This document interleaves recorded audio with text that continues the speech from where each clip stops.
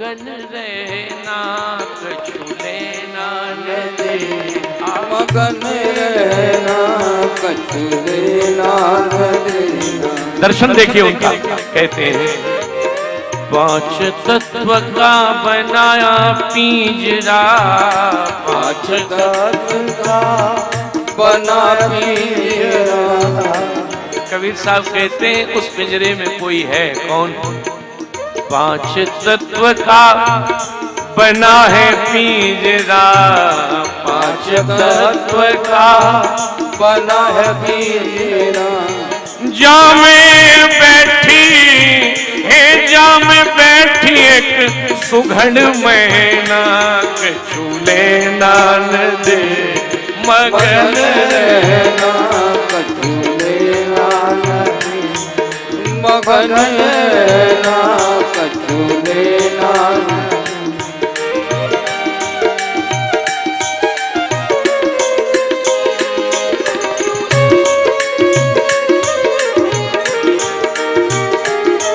कबीर साहब कहते हैं नदिया गहरी और ये नाव पुरानी, नदिया गहरी नाव पुरानी। कबीर ने एक उपाय बताया कि नाव अगर कमजोर हो और नदियां गहरी हो तो फिर एक काम करना, क्या के बटिया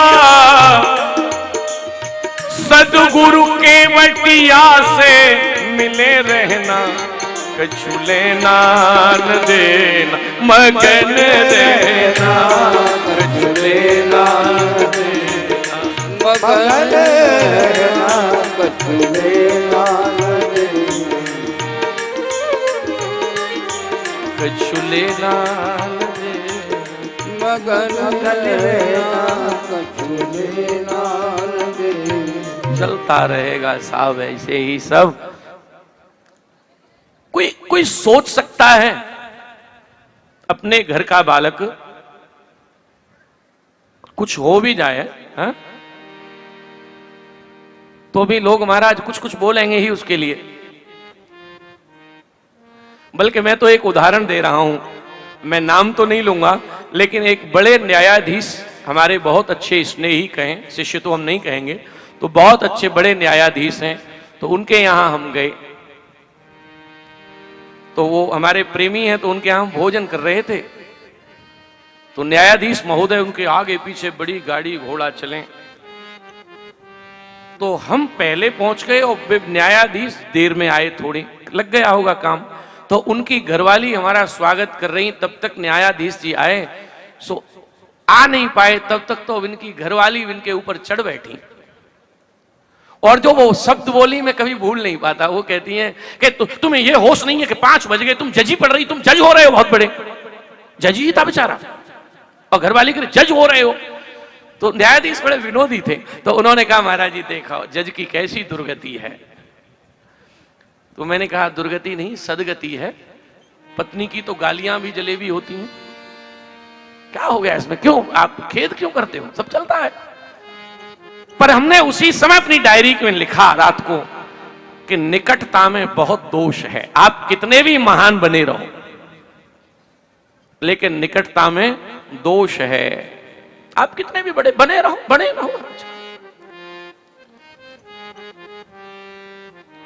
अब यहां लेकिन यहां बिल्कुल उल्टा हो रहा है। क्या? कपिल भगवान देवहूति के पुत्र हैं, पेट में रखा है 9 महीने, लेकिन देवहूति आज चरणों में प्रणाम कर रही हैं और क्या कह रही हैं?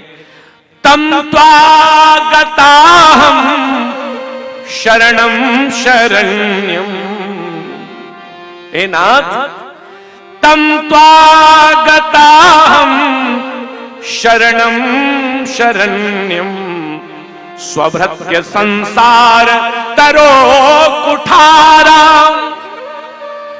जिज्ञांसयाहं प्रकृते पुरुषः, नमामि सन्मं विदाम्बरीष्ठम्।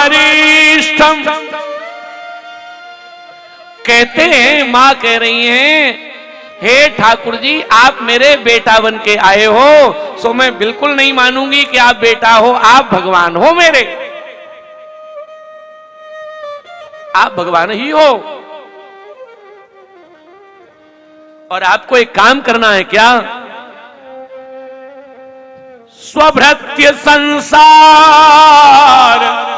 तत्तरो कुठार। कितनी बढ़िया बात कह रही हैं मेरे हृदय में जो अज्ञान रूपी वृक्ष बना दिया है संसार ने, इसे अपने ज्ञान की कुल्हाड़ी से काट के फेंक दो।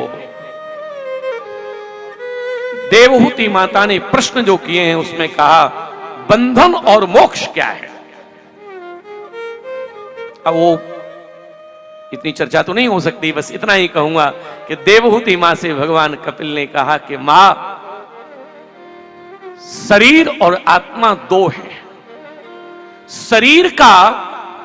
शरीर जड़ है तो उसका बंधन हो नहीं सकता, और आत्मा नित्य मुक्त है तो वो कभी बंधन में बंध नहीं सकती। तो बोले फिर ये बंधन क्या है? बोले मनः एवं मनुष्याणाम, केवल बंधन का कारण है मन। मन के अलावा कहीं झंझट है ही नहीं।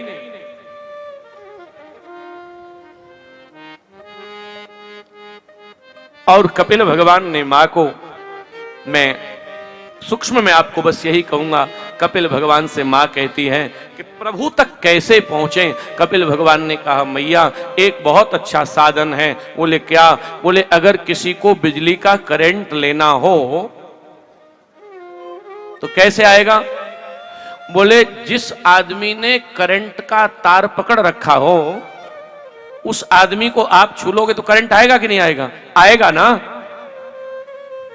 समझ गए आप लोग क्या कहना चाह रहे हैं कपिल भगवान?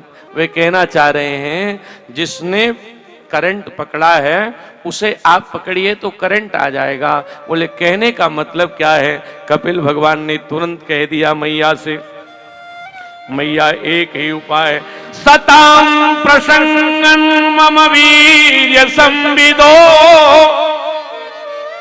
मां मैं एक ही उपाय बता रहा हूं। क्या?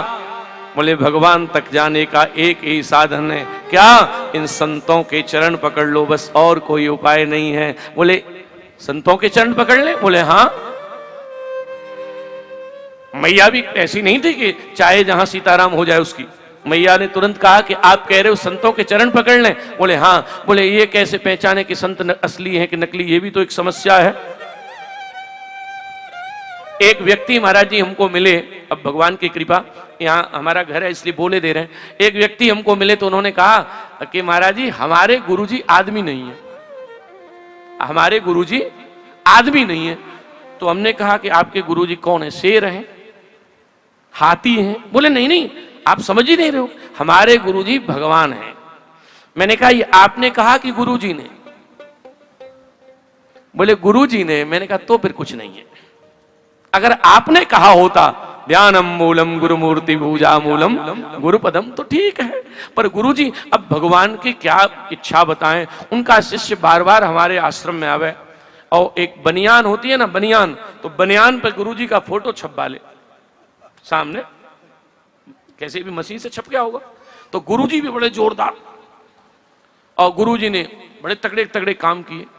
और जब भी आए तभी कहे कि महाराज आप एक बार प्रयास करो, वैसे तो हमारे गुरुजी किसी से मिलते नहीं है पर हम आपकी जुगाड़ लगा देंगे। मैंने कहा हम जुगाड़ से ही करते तो कहीं नौकरी कर लेते, जुगाड़ वाला काम मैं करता ही नहीं। जुगाड़ से तो कहीं कुछ हो जाता, जुगाड़ वाला काम नहीं, सीधा सीधा। तो अब आपको आनंद की बात बताएं, वो बार बार कहे हमारे गुरुजी भगवान हैं भगवान हैं भगवान हैं। और वकील साहब सड़ीब सबसे बड़ी दुर्घटना जी भाई कि वे गुरुजी काऊ केस में पकड़ गए तो 6 साल से जेल में है। अब उनका शिष्य हमें फिर मिला, तब हम भी नहीं चूके। हमने कहा कि यार गुरुजी कहाँ हैं? बोले आपको नहीं पता गुरुजी को फंसा दिया है। ये नहीं कहा उसने कि गुरुजी फंस गए, बोले गुरुजी को फंसा दिया है। मैंने कहा फंसा तो दिया है लेकिन गुरुजी से एक बात कहो। बोले क्या? हमने कहा गुरुजी से कहो वे भगवान है। हाँ, तो हमारे भगवान कृष्ण के माता पिता भी फंस गए थे झूठे केस में जेल में, कंस ने फंसाया था। तो भगवान अंदर जैसे ही जेल में आए तो जेल के चट चट ताले टूट गए। मैंने कहा गुरुजी से कहो चट चट तोड़ दें। अरे बोले आप तो ऐसी बातें करते हो, हम नहीं सुनते क्या। भैया ये दुनिया है भूल भुलैया, अरे ना फंस जाना रे मुसाफिर चलते जाना रे, मुसाफिर चलते जाना रे, मुसाफिर चलते जाना रे। ये दुनिया है भूल भुलैया, ये दुनिया है भूल भुलैया, ना फंस जाना रे मुसाफिर चलते जाना रे, मुसाफिर चलते जाना रे, मुसाफिर चलते जाना रे।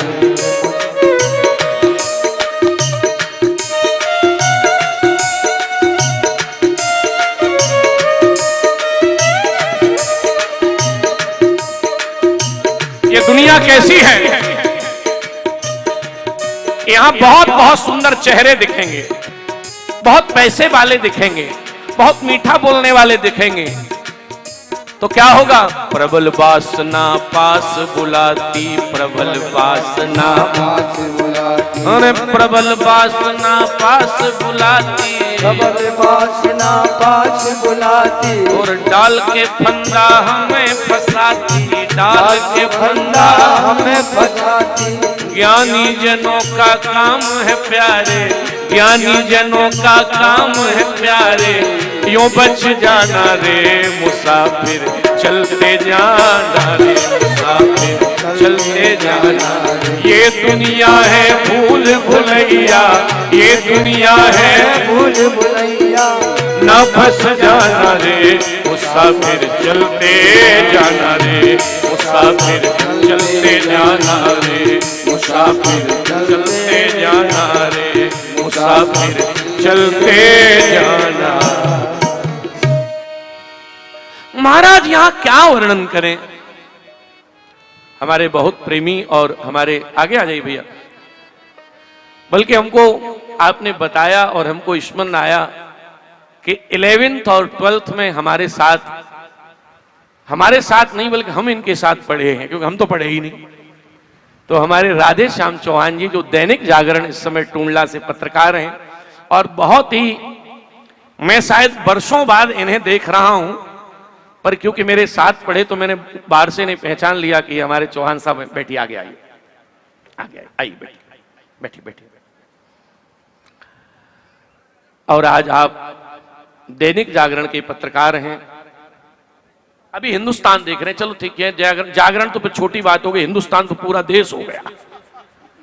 तो हमारे राधे श्याम जी चौहान मेरे साथ पढ़े हुए हैं, और ये इतने प्यारे हैं कि इन्होंने एक दिन मैं कथा कहीं कर रहा था, तो उस कथा का संस्कार चैनल पर सीधा प्रसारण था, तो हमारे राधे श्याम चौहान जी ने मेरा नंबर कहीं से लेके मुझे कॉल किया और कहा महाराज जी मैं आपके साथ पढ़ा हूं। तो इन्होंने बस इतना कहा कि मैं भदेवा का रहने वाला हूं। मैंने कहा तुम राधे श्याम हो गए फिर। तो ऐसे हमारे बहुत बाल सखा हैं।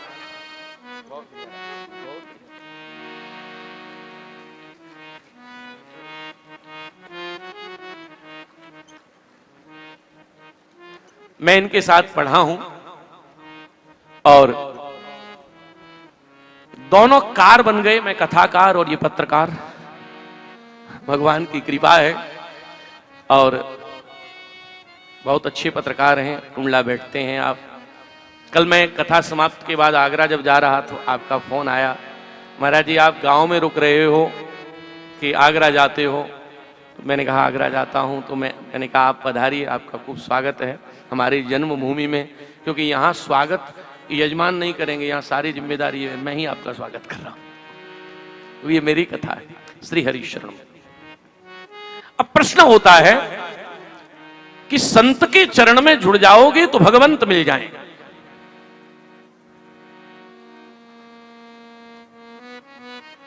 स्वामी जी हमारे पूज्य बलराम बाबा ही नाम है?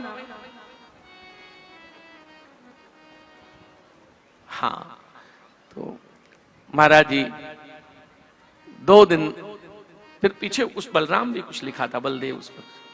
तो स्वामी जी से मेरे 2 दिन पहले भेंट हुई तो मुझे बड़ा अच्छा लगा। और ये भी प्रसन्नता हुई कि जंगल में मंगल ऐसे संत किए हुए हैं और आनंद हो रहा है इनसे।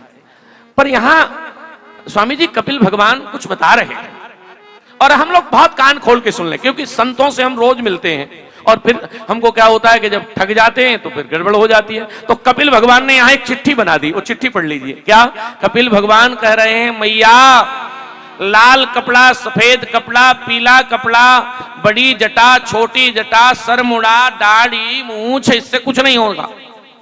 तो कपिल भगवान कहते हैं कुछ गुण देख लो सो संत समझ में आ जाएगा। क्या? तो कपिल भगवान ने एक श्लोक में कुछ कह दिया। कपिल भगवान कह रहे हैं, देखो अब इससे छोटा आइटम नहीं मिलेगा। तो कपिल भगवान कह रहे हैं मैया से, अब आप सुनिए, भगवान कह रहे हैं तितिक्षया, साधु के ये लक्षण हैं। इतने गुण जामे सोई संत, पैंट पहने, कमीज पहने, ब्राह्मण के घर में जन्मे, क्षत्रिय के में जन्मे, शूद्र के में जन्मे, वैश्य के में जन्मे, कोई भेद नहीं है। अगर ये गुण हैं तो वह साधु है। कौन कौन से? तितिक्षया, कारुणिका, सहृद सर्व देहि नाम, अजात शत्रवो शांत, साधुवो साधु भूषण।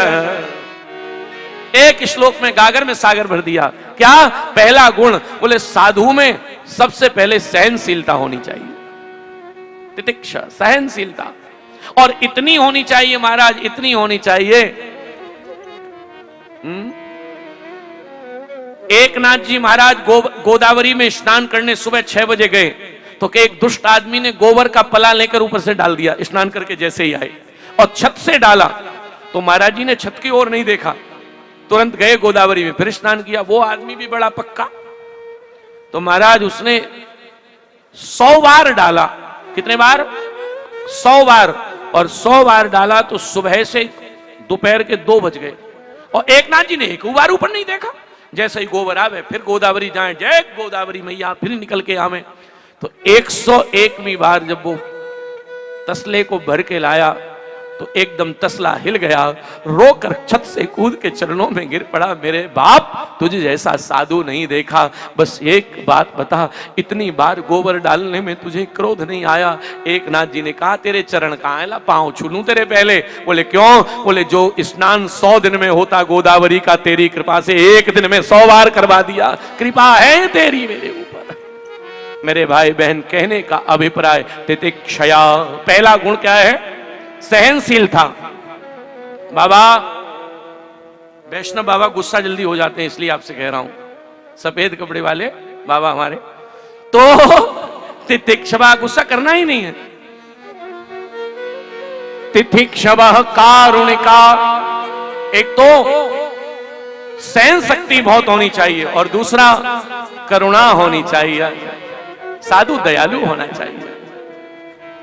स्वहृद सर्वदेहि नाम, सब में मेरे प्रभु हैं, कोई भगवान के अलावा है ही नहीं। जिन नामदेव जी की हमने आज आपको एक चर्चा सुनाई, उन्हीं की दूसरी चर्चा सुना देते हैं। नामदेव जी वैष्णव थे और वैष्णव नामदेव जी ने क्या किया, एक दिन महाराज उन्होंने भोजन बनाया, आपने सुनी है, फिर भी सुना देता हूं। और भोजन बनाया महाराज, तो वे 4 चपाती खाते थे और 4 चपाती आटा लेके बनाई और बना के महाराज 4 चपाती और कपड़ा के ऊपर रखी और तुलसी दल लेने गए। बोले तुलसी दल और घी ले आवे तो ठाकुर जी का भोग लगाने। सामने से एक गली का कुत्ता आया भागता हुआ। 3 दिन से स्वामी जी को भोजन नहीं मिला था। गली के कुत्ते ने स्वामी जी की 4 रोटी उठाई और भाग लिया।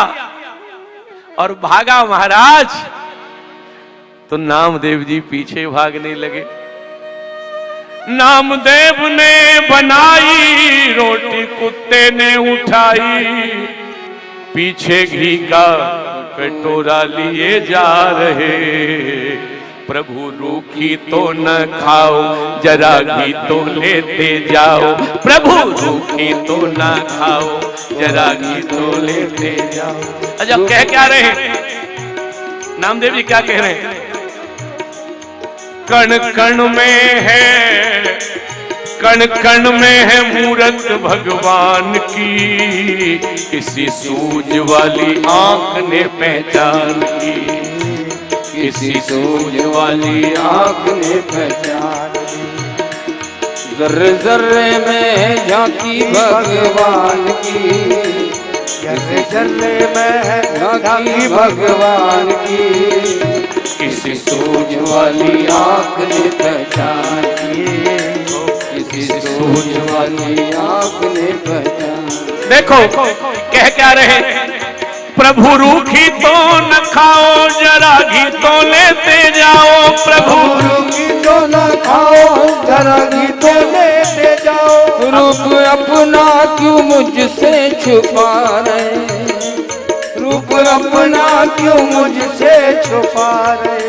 आप छुपा रहे हो क्यों?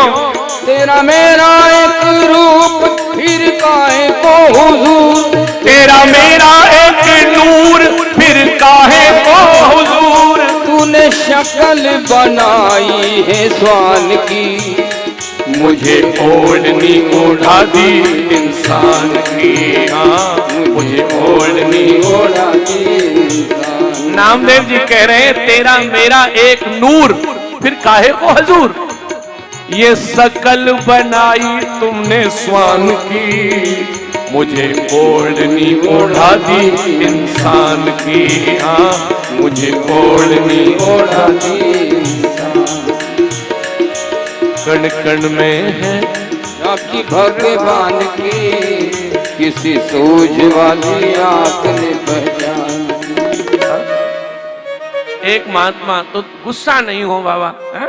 गुस्सा नहीं आवे, कोशिश करी जाए। एक महात्मा तो इतने प्यारे थे कि सालिग्राम जी की पूजा करते थे, सालिग्राम जी की। तो सालिग्राम जी की पूजा की, पत्थर के काले सालिग्राम जी। और सब महात्मा एक जैसे नहीं होते हैं। तो सालिग्राम की पूजा की, तुलसी रखी, भोग लगाया और उनकी भी रोटी कुत्ता ले गया। तो वो कटोरा घी का लेके नहीं भागे, तो बिना सालिग्राम उठाए और पूरी ताकत से दिए महाराज। अच्छा भगवान भी इतने कृपालु, कुत्ता के मुंह पे लगे, चारों रोटी नीचे आ गई। तो वो क्या बोले, बोले अब आरती करेंगे, 20 साल से भोग लगा रहे हैं, काम आ जाए हो। 20 साल से भोग लगाया, काम आ जाए हो। तो अलग तितिक्षया कारुण का स्वर्द सर्वदेही नाम अजात शत्रभो शांत साधु भो साधु भूषण।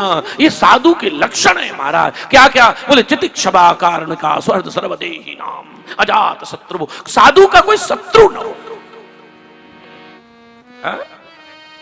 इसीलिए तो हमारे यहां कहा गया है कि साधु साधु बनने के बाद अपनी जन्मभूमि से दूर रहना चाहिए महाराज। ऐसा हमने पढ़ा, जन्मभूमि से दूर रहना चाहिए। क्यों? बोले जन्मभूमि के पास रहोगे महाराज तो फिर राग द्वेष के बिना रह ही नहीं पाओगे।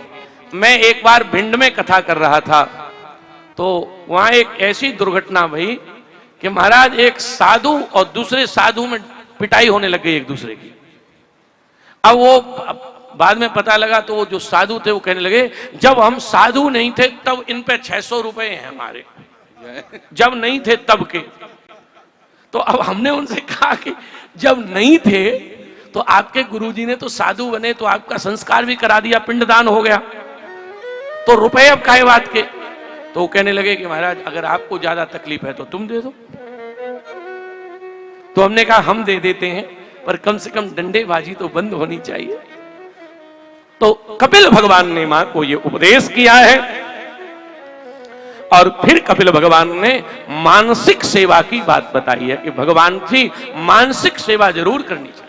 श्री कृष्ण गोविंद हरे मुरारी, श्री कृष्ण गोविंद हरे मुरारी। शरणम।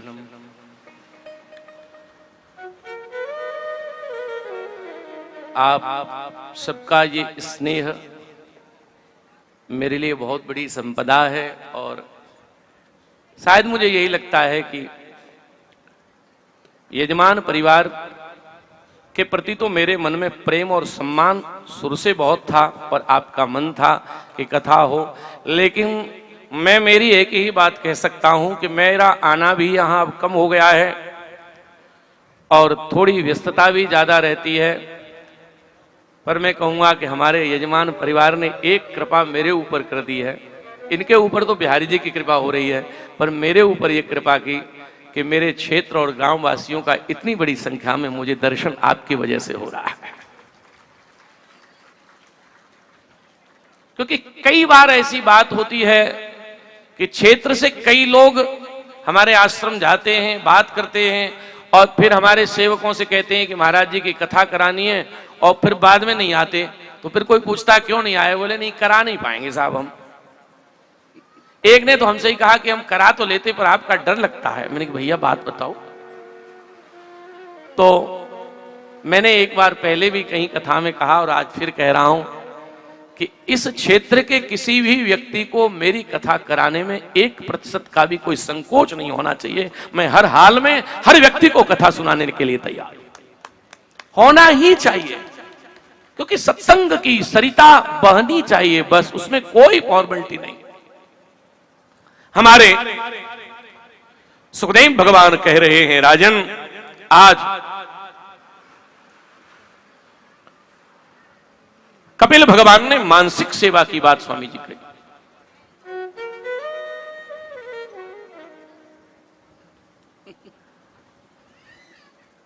तो हमारे कपिल भगवान एक बात कह रहे हैं, क्या?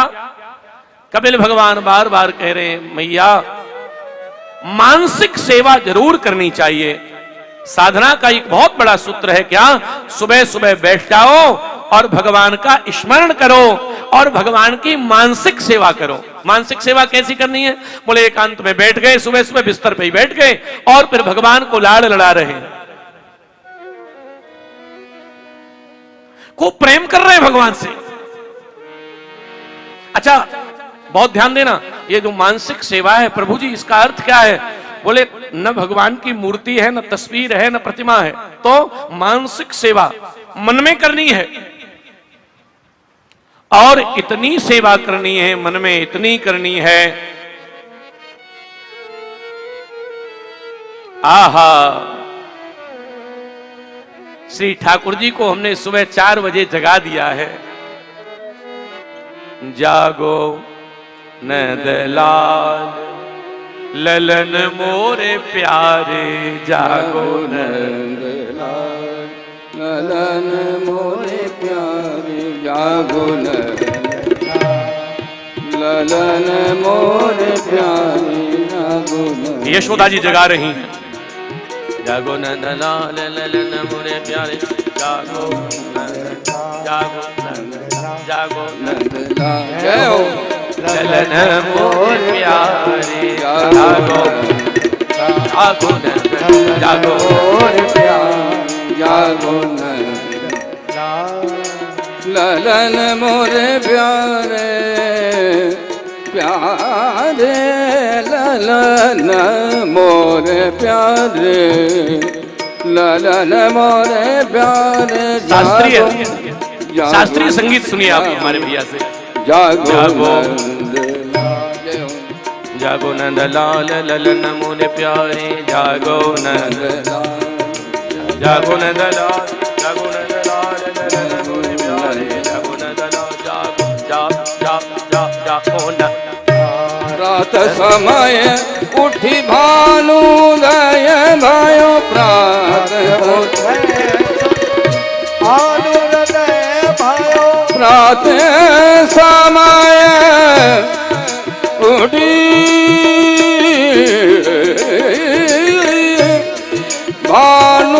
भानुदय भयो, ग्वाल बाल सब द्वार पे ठाणे, ग्वाल बाल सब द्वार पे ठाणे। उठियो नंद किशोर, जागो नंद जय हो ललन मोरे प्यारे, जागो जागो नंदलाल ललन मोरे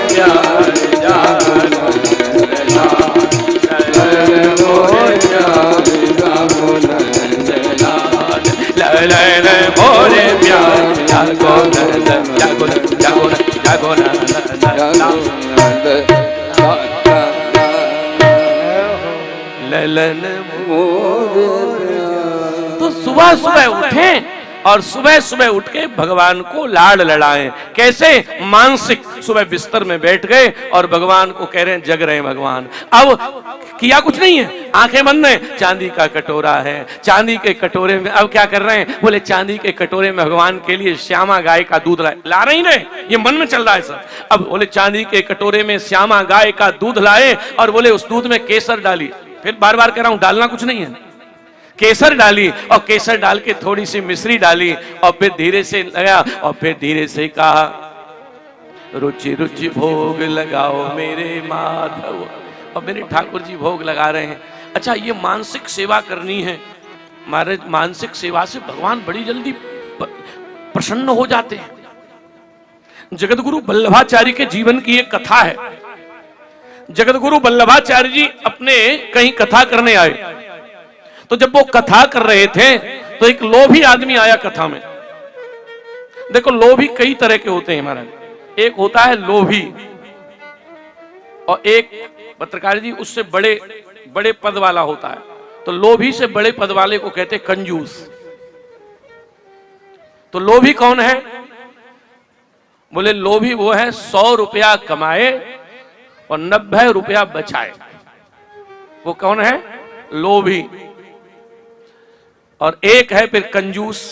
बाबा, कंजूस वो है 100 रुपया कमाए और 98 रुपया बचाए, दो में ही काम चले। और इससे सबसे सुपर क्वालिटी का होता है मक्खी चूस। समझ गए? 100 रुपया कमाए और महीने में 29 दिन 100 के 100 रखे रहे, और लास्ट वाले दिन भी खर्च हो तो 8 आना खर्च करें। ये सबसे उच्च कोटि का होता है। तो एक लोभी आदमी कथा में आया वल्लभाचार्य जी की में। तो लोभी था तो सबसे पीछे बैठे, लास्ट में पंडाल में न बैठे, पेड़ के पास बैठे। क्यों? बोले आरती वारती की थाली आएगी। तो विचार करें, वल्लभाचार्य जी के जमाने की घटना है। तो महाराज वो आरती की थाली जैसे ही आई तो लोभी और पीछे खिसकता जावे और खिसकता जाए। अब लास्ट में क्या हुआ? पड़ोस के लोग जो होते हैं ना, वो लड़ाई भी करें पर यार प्रेमी होते हैं। पड़ोस के लोग मोहब्बत करते हैं, कभी लड़ाई भी होती है तो पड़ोसी उसके मजाक करें। तो जैसे ही लोभी आदमी के पास थाली आए तो पड़ोसी के डालो। अब वो तो पैसे लाता ही नहीं था, डाले कहां से? घरवाली को सब पैसे दे के आता था। बोले तू संभाल के रखे ना। वल्लभाचार्य जी के जीवन की घटना है। अब एक दिन क्या हुआ कि पड़ोसी भी कुछ ऐसे होते हैं कि पीछे ही पड़ गए। महाराज वे 3 घंटा कथा नहीं सुने तो डालो ना यार, क्या करोगे? छाती में रख के ले जाओगे, मर जाओगे, डालो। तो चांदी का सिक्का चलता था। रात को घर गया, तिजोरी खोली, तिजोरी खोल के सिक्के को देख के हिलकी भर गई कि दोस्त आज 20 साल से जमाने की हवा नहीं लगने दीजिए, कथा वाला कल ले जाएगा तुम्हें। महाराज बड़ी मुश्किल से तिजोरी खोली, एक सिक्का निकाला। पत्नी ने कहा कि जब जिंदगी में पहली बार पुण्य कर रहे हो तो 5 चढ़ा दो। बोले दिमाग खराब है, पैसे कैसे आते हैं तुझे पता है? एक सिक्का लिया और एक सिक्का लेकर महाराज 2 बजे की कथा थी तो 1:30 बजे आके बैठ गया पंडाल में। अब 1:30 बजे बैठ गया, मुट्ठी बांध ली। अब कथा में मन नहीं लगे, यही सोच है क्या बताएं, कथा नहीं होती तो अच्छा था। और भाई तो हम ना आते, और सिक्का पकड़े है मुट्ठी में। और कभी कभी तो इतना भावुक हो जाता है कि एकदम अश्रु प्रवाहित होने लगते हैं कि यार तू चला जाएगा, 20 साल से हवा नहीं लगती जमाने को, आज जले जाओगे। और तब तक तो महाराज जय जगदीश भरे हरे भई, और जय जगदीश भरे जैसे ही भई सो थाली आई तो एकदम कलेजे पर हाथ रखा उसने। बोले अब तो चले ही जाओगे, 2 घड़ी की बात है। और मुट्ठी जैसे ही खोली, तो गर्मी के दिन थे, जून का महीना, महाराज आया पसीना जोर से, तो पसीना एकदम जो मुट्ठी से टपका। सोई बोला कि अब तक मैं रो रहा था, पता लगा तू भी रो रहा है, नहीं डालता हूं, चल बैठ जेब में, चल घर। फिर ले गया महाराज, नहीं डाला उसने। बोले तू रोएगा तो नहीं छोड़ूंगा मैं, नहीं छोड़ा। महाराज ले गया घर पे। अब उसी गांव में जगतगुरु वल्लभाचार्य जी महाराज आए। और वल्लभाचार्य जी महाराज को गांव वालों ने बताया कि एक नंबर का कृपणी आदमी है, बड़ा लोभी है। तो वल्लभाचार्य जी ने उसे बुलाया, बोले भगवान की भक्ति करो। अब ध्यान देना, मैं प्रसंग से नहीं हटूंगा, यही प्रसंग है। क्या करो? भगवान की भक्ति करो। तो वल्लभाचार्य जी से बोला कि भक्ति तो करेंगे और आप हमारे गुरुजी बना लेंगे, पर गुरुजी तो बना लूंगा, पर चलूंगा मैं अपने हिसाब से। हा? हमारे स्वामी कृष्णानंद जी महाराज वृंदावन से यहाँ आते हैं, तो यहाँ भी कई लोग उनके शिष्य हैं। तो एक दिन हम वृंदावन में हमारी कथा चल रही थी, तो वो इतने सीधे महात्मा हैं कि एक शिष्य उनसे कह रहे थे बुलंदशहर के कि गुरुजी हम इतने परेशान हैं तुम्हारे में, एक तो तुम कुछ जानते नहीं हो, ऊपर से मानते नहीं हो। अब गुरुजी बेचारे भटके से देखे उनकी ओर।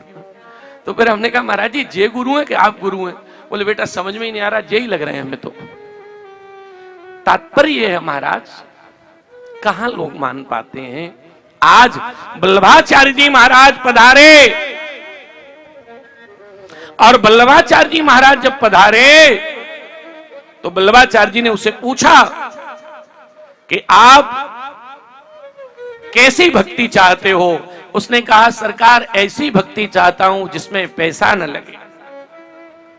तब वल्लभाचार्य जी ने कहा मानसिक सेवा करो। ये मैंने अभी बताई है, मानसिक सेवा।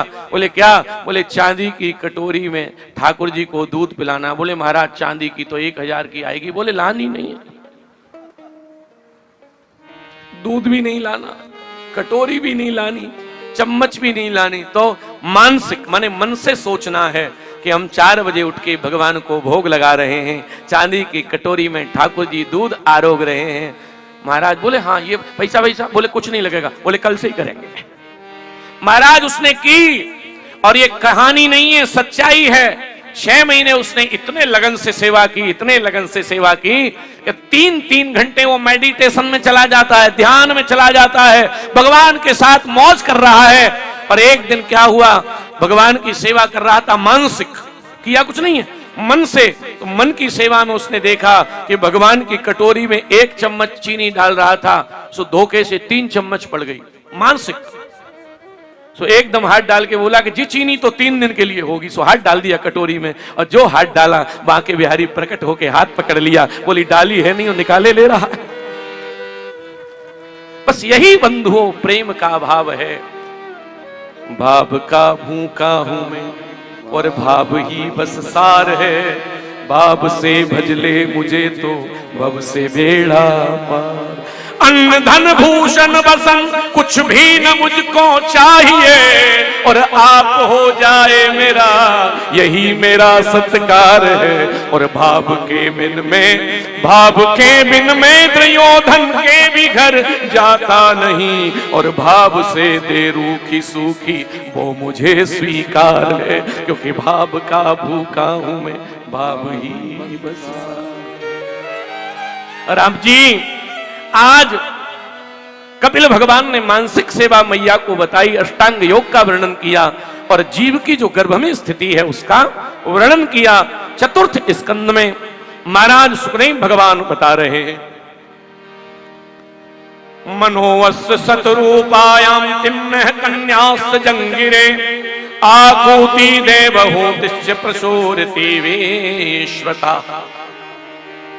महाराज मनु महाराज की बड़ी बेटी आकुति का विवाह प्रजापति रुचि के साथ हुआ, पुत्रिका धर्म के साथ हुआ है।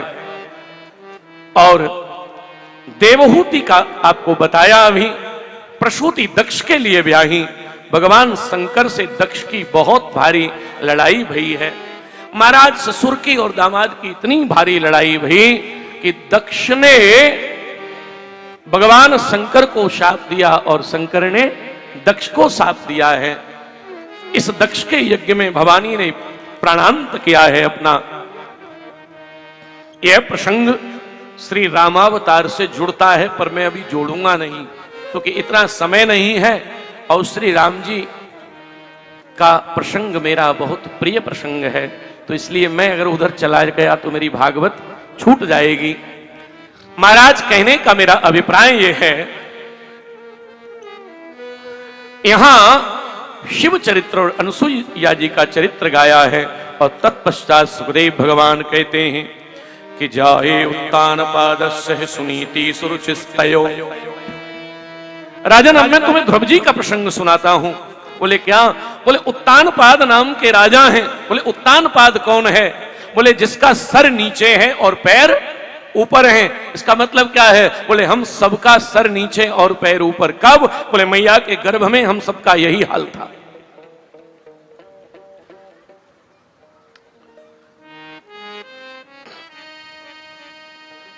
प्रभु जी, आपके मध्य का और आपका मैं अपना बालक हूं, पर शास्त्र की बात निवेदन आपके चरणों में रख रहा हूं कि एक बार बंबई में हमारी कथा थी, तो ये पंडित जी जो बैठे हैं दाढ़ी वाले, ये साथ में थे। मैं ये बात इसलिए कह रहा हूं कि थोड़ा प्रैक्टिकल करके देखें हम लोग। तो और तो सब चीज बहुत अच्छी थी, पर एक चीज गड़बड़ थी। क्या? जहां ठहरे थे तो बंबई जैसी जगह थी, तो कमरा भी बहुत अच्छा था, वो लोग भी बहुत अच्छे थे जिनके यहां ठहरे, पर एक चीज गड़बड़ थी। क्या? वॉशरूम बहुत छोटा था। वॉशरूम बहुत छोटा था। तो हमारे पंडित जी पहले दिन जब पहुंचे तो बोले महाराज जी एक ही गड़बड़ है। मैंने कहा क्या बात है? बोले वॉशरूम छोटा है। तो मैंने कहा उसमें कौन सा सोना है, 5-10 मिनट की बात है, चले जाओ। लेकिन सच्चाई ये थी कि वो छोटा था, ज्यादा छोटा था। तो उस वॉशरूम में बैठ के एक बात जरूर याद आई। क्या? कि वो कितना था? 3 फुट का रहा होगा। 3 बाई 3, तो कितना छोटा हो गया। अब 3 बाई 3 के वॉशरूम में जब जावे तो महाराज 5-10 मिनट में ये लगे कि इसमें से निकल के भागो। तब एक बात याद आई कि हे ठाकुर जी, जीवन में बचपन में पाप भी भये होंगे, गलतियां भी भई होंगी, अपराध भी भये होंगे, किसी को गाली भी दी होगी, किसी से लड़ भी गए होंगे, कुछ भी हुआ होगा, शरीर है।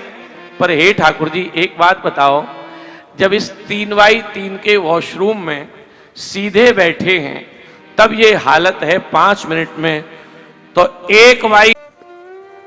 प्रभु जी यहां उत्तानपाद कौन है? बोले जिसका पांव ऊपर है और सर नीचे है। इसका मतलब मैया के गर्भ में हम सब उत्तानपाद थे। और सबकी 2 पत्नियां हैं, सुनीति और सुरुचि। सुनीति और सुरुचि 2 कैसे हैं? क्योंकि गोस्वामी जी ने कहा है सुमति कुमति सबके उर रही, सुमति कुमति सबके उर रही, सुमति कुमति सबके उर रही, हे सुमति कुमति सबके उर रही। नाथ पुराण निगम असक, ये नाथ पुराण निगम असक, नाथ पुराण निगम। उत्तानपाद की 2 पत्नियां सुनीति और सुरुचि। सुरुचि को बहुत प्रेम करते हैं उत्तानपाद, और सुनीति को नहीं करते। इसका मतलब बोले हम लोगों की भी यही स्थिति है। बोले क्यों? बोले रुचि को प्रेम करते हैं। रुचि और नीति 2 हैं। क्यों? हमको लग रहा है कि कथा में बैठ के क्या करेंगे, कूलर की साइड में तो जगह नहीं मिली और 3 घंटे, और अपने ही गांव के तो ये कथा वाले काय को दिमाग लगाओ, ताश खेलेंगे। मतलब हमारे गांव में कोई ऐसा नहीं है, पर ये कंडीशन हो जाती है कभी कभी। तो ऐसी स्थिति में हमारा मन नहीं लगा कथा में और नहीं मिला। ये कौन कह रहा है? कौन कह रहा है? ये कह रही है रुचि। लेकिन नीति क्या कहती है? नीति कहती है कि बड़ी मुश्किल से भगवान का सत्संग मिलता है, यह जीवन फिर नहीं मिलने का, सत्संग करो, सत्संग करो, और कुछ साथ नहीं है चलने का, सत्संग करो, सत्संग करो, कुछ साथ नहीं है चलने का, सत्संग करो, सत्संग। यह जीवन फिर नहीं मिलने मिलने का, यह जीवन फिर नहीं मिलने का। सत्संग करो करो कुछ साथ नहीं है चलने का। सत्संग करो कुछ साथ नहीं है। जिसने लिखा उसने बहुत बढ़िया लिखा। करो चाहे साथी सभी बिछुड़ जाए, चाहे साथी सभी बिछुड़ जाए।